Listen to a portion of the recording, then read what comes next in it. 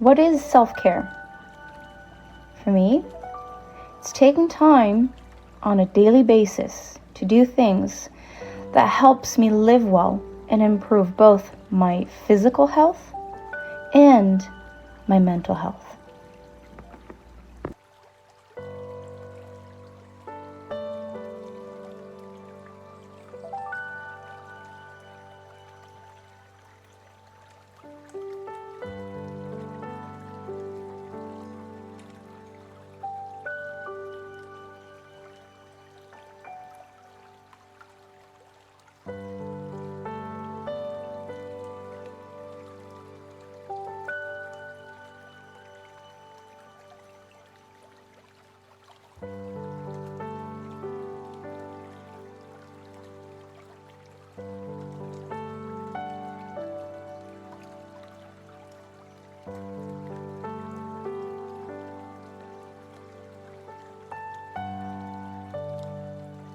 Hello and welcome back to Basics Homestead. My name's Annie.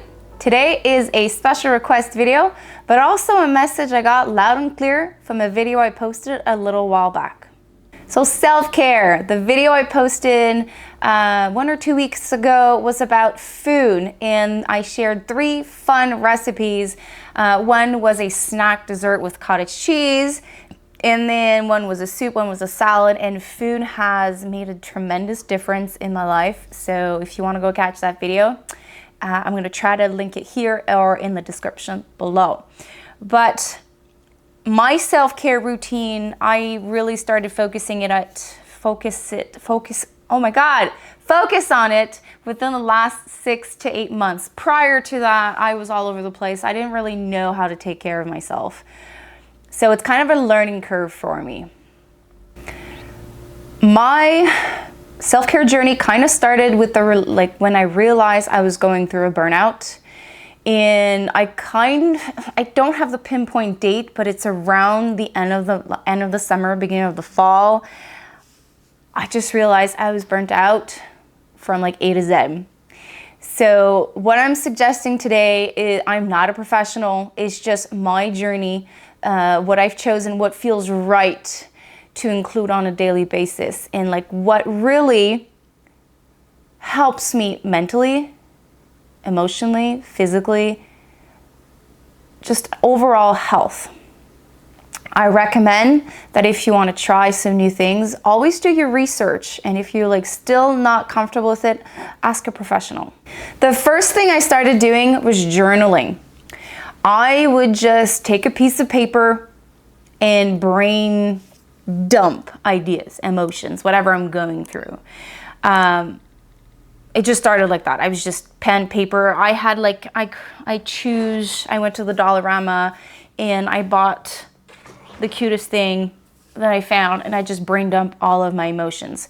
So I find that by just doing that, I was releasing emotions on a piece of paper, and it was easier for me to get organized after that. And it was like the first step into realizing the impact all of my emotion had on my daily life. I started doing that because I read on Google, what can I do to get rid of stress and anxiety? And one of them was journaling. And I used to write a lot of poems when I was young, so I was like, okay, I'm going to do that. So I tried that. But then it converted to something different. So I journal every day, but I've added recently a gratitude journal, 5 things that I'm grateful for. Because I find that when you're grateful for something, your frequency changes. There's days I don't even know what I'm grateful for. So I just say, I'm grateful for my warm coffee. I didn't have to reheat it because, when you reheat it, it creates a negative emotion. Oh my God, blah, blah, blah, blah. So I'm grateful that today I'm drinking warm coffee. So by writing, I was kind of containing the chaos. And the gratitude part of it was from one of my courses I'm following. There was this thing that was said that it eases the anxiety, and by being grateful, it leads to a greater long-term happiness, and in general, like you're more satisfied in life because like you're on the frequency of being grateful. Number 2, I am a Reiki practitioner. I am now level 2. I am in the process of becoming a master teacher.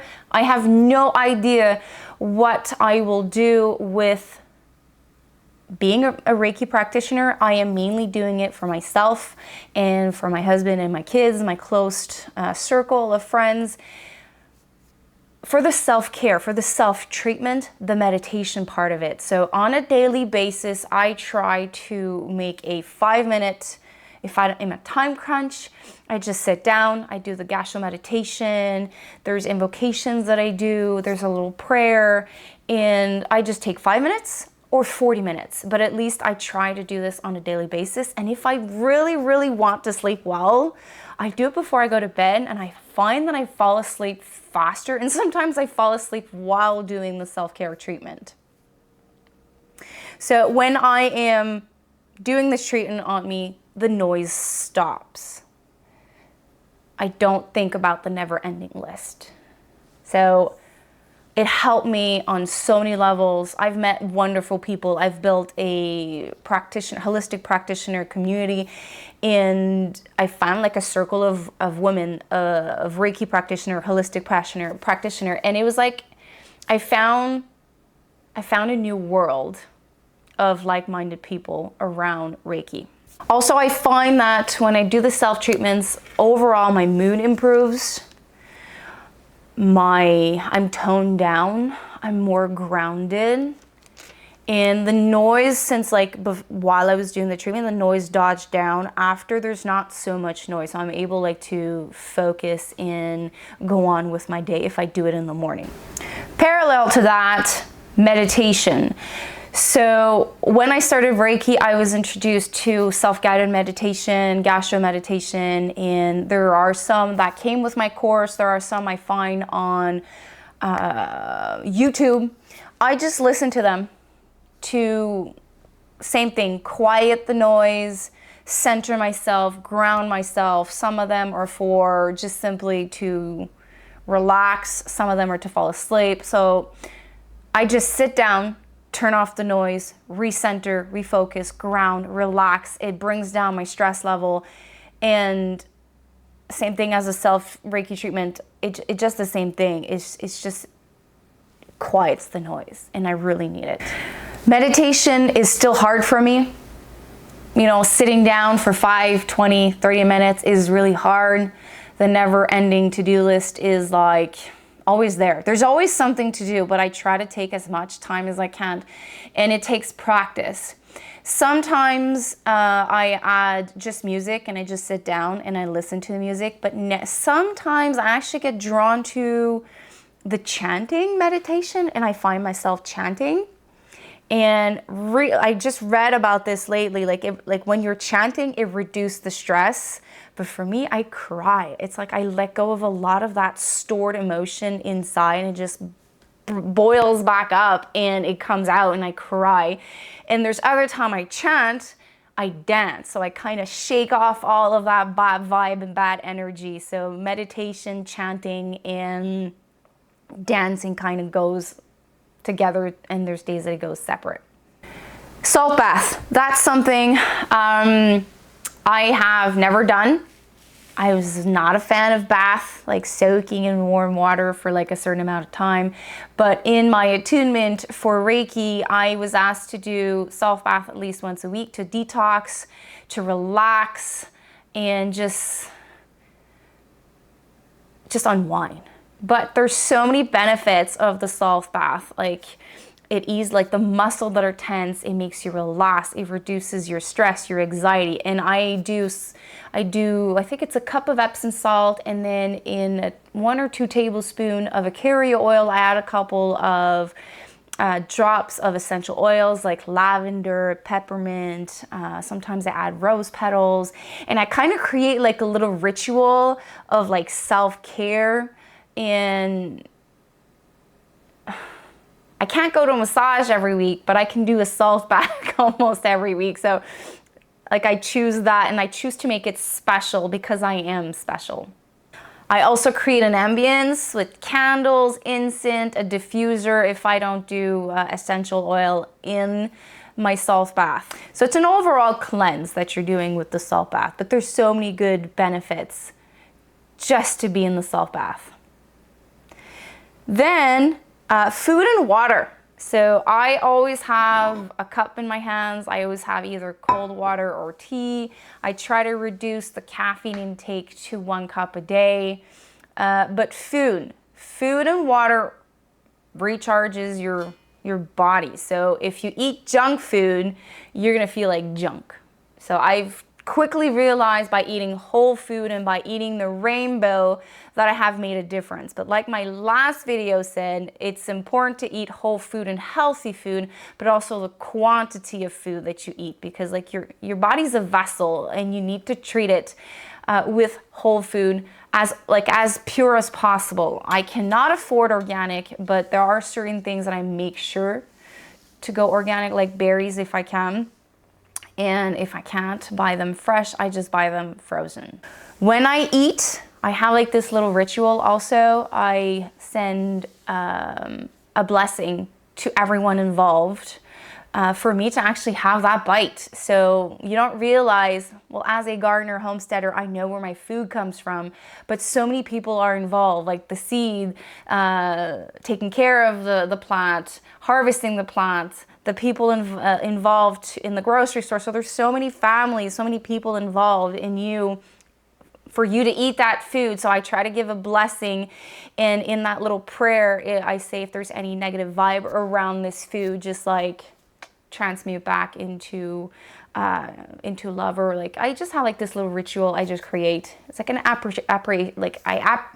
I'm grateful for the food that I have and for it to nourish my body. Exercise, walks in nature, stretching, yoga is something I'm trying to introduce much more in my life. I struggle. My schedule is like overflowing. I have grouped up with a group of women. We're 4 now. We found a couple of free trainings that we do online.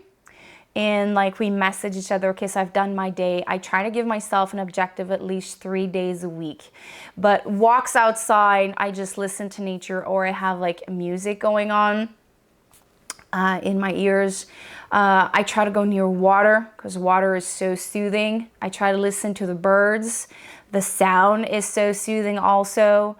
That, like, again, the noise goes down, the stress level goes down, breathing the fresh air. But when I go in nature, I do something called grounding. If I can, I will walk bare feet. And I hug the trees, I touch the leaves, I smell the flowers. I stop and enjoy everything that's in front of me, and I just soak it all in. There's like so many benefits of being outside, especially in nature. Another thing I do is reading. Try to unplug from my phone, like a detox of my phone. That's a hard one for me.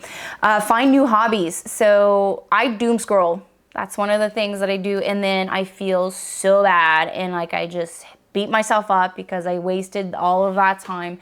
But also mentally, I find that when I spend too much time on social media and doing next, like I feel like, ugh.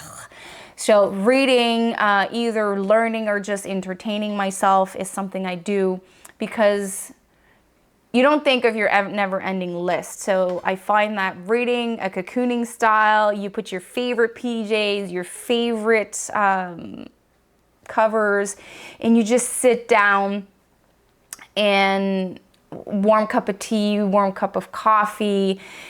It's so relaxing.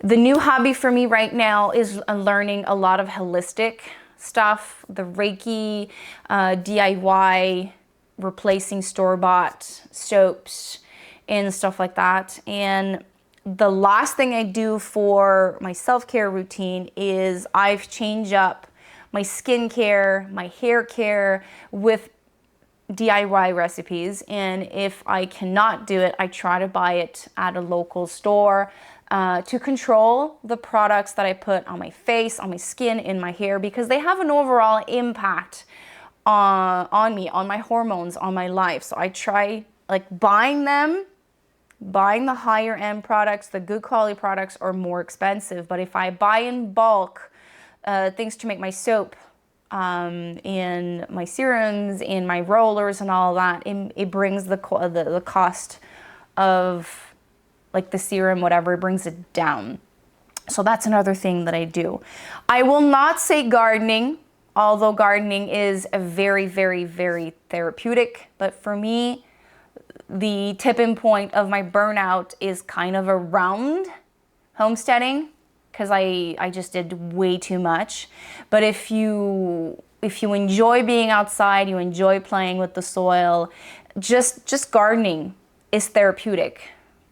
Just for me at the moment, I kind of I have a hard time including it as a self-care practice, but I do want to share it with you guys because it was for me very therapeutic, did a lot of stuff for me. So if you do gardening, you do homesteading, try to listen to your body.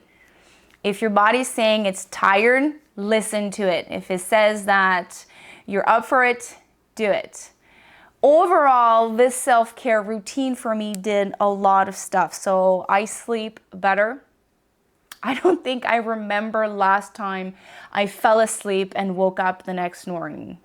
Like, I remember when I was young, I would wake up multiple times during the day, during the night, and I was always tired. I was always cranky. I was always like never really restful. I still have lots of nights to catch up because I did have 3 children, so I am still exhausted, but I find that I sleep way better. I find that my anxiety levels have went down. I'm still struggling with the stress because every time I am stressed, I am triggered. So I know that I need to work on that. But overall, if I compare where I was in late summer, early fall, and where I am now, I feel that by including those self-care practices, I am way ahead of where I used to be. The important key for me is to pay attention to the signs. So now I know the signs of a burnout.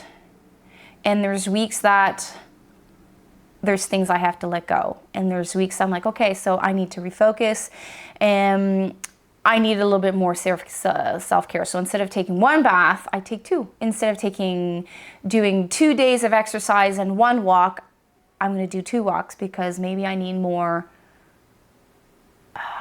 of the outdoors. So I try to keep in balance all of these things. So I hope all of these helps. Let me know in the comments below, what are your self-care practices that you enjoy and you would like to share. There is one that I really want to add, and it's massages, and I'm looking for one around here. I did get a recommendation and I will be checking that out. I probably will add this to my list of self-care at least once every 2 months because it is a bit more expensive than what I just mentioned. Well, until the next one, take care. Bye.